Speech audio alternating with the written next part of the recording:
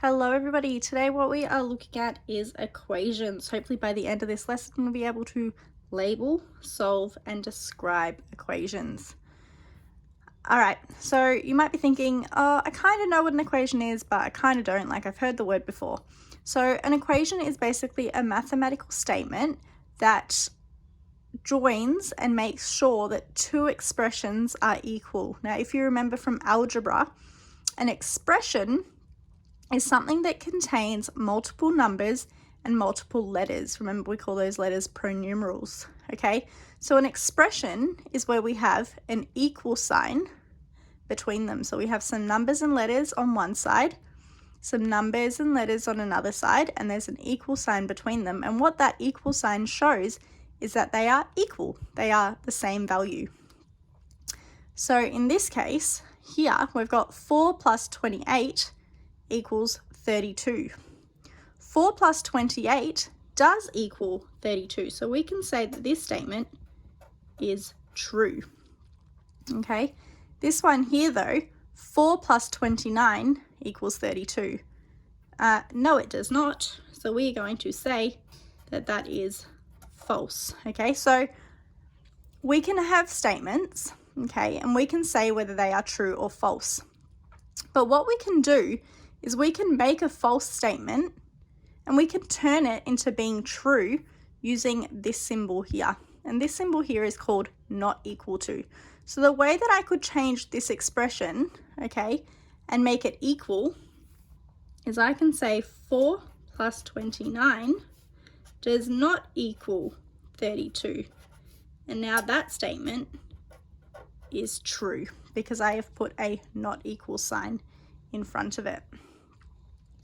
All right, so in terms of looking at our equations, okay, we have what we call our left-hand side, which we represent with the letters LHS, and when we have our right-hand side, which we can use RHS to represent as well. So you might see parts of your equation being labeled that way. Okay. So in terms of looking at this topic here, we're going to split it into three parts. The first thing that we're going to look at is whether we can classify statements as being true or false. So this first one over here, we've got 3 plus x equals x plus 3. So say instead of writing x, I write the number 2. 3 plus 2 equals 5. 2 plus 3 also equals 5. So we can say that this statement is T for true. All right, 3 plus 8 equals 15, take 4. Now 3 plus 8 is 9, 10, 11. 15 take away 4 is 14, 13, 12, 11. So that equals 11 and that equals 11. So this statement is therefore true because we are saying that this left-hand side is equal to this right-hand side. All right, this one here, 7 times 3. Now 7 times 3 we know is 21. Plus 20 plus 5, which is 25. 21 equals to 25. Is that statement true? No, it's not. It is false. But remember, we can make it true. We can make it true by putting a dash in between the equal sign to say that this is not equal to this. And in that instance, it would be true. But the way that this is written is false. This one here, x plus 20 equals 3 times x. Given that, x is 10. Okay, so if we make x 10, that means 10 plus 20, which is 30. And here we've got 3 times x, which is 3 times 10. 3 times 10 is also 30. So 30 equals 30. Yes, indeed, both sides are the same. All right, the next kind of thing that we're going to look at is stating a solution. Now, a solution we know is an answer. Okay, so a solution is a value that makes an equation true. Okay, so usually when we're stating a solution or finding a solution, we are trying to find the unknown value. Okay, and the unknown value is usually written as a pronumeral. Remember, a pronumeral is a letter. So X, Y, Z, A, B, any letter can be used to represent the unknown. So over here, we have got 4 plus X equals 25. What could fit in here to make this answer correct? 4 plus what gives us 25. So we need to think about what number is going to be added to 4 to make this equation true. 4 plus 21. 4 plus 21 is 25. So this means that x, in this case, is equal to 21. Okay, to make this equation true. That is our aim. All right, next one here. 5y equals 45. Now remember, when you have a number and a letter next to each other in algebra, there is an invisible multiplication sign, okay, a times sign. So this actually means 5 times y equals 45. So we need to think about what number can be multiplied by 5 to give us 45. 5 times what is 45? Now, if we know our times tables, or we can look at a times table grid, 5 times 9 is 45, which means this letter here, this pronumeral, y, is equal to 9 to make this statement true. All right, the next one, 26 equals 3z plus 5. Okay, so this one's a little bit tricky.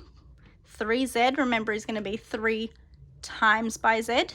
Okay, so what we need to do is we need to look at breaking this question down. So what number times by 3 can be added to 5 to make 26?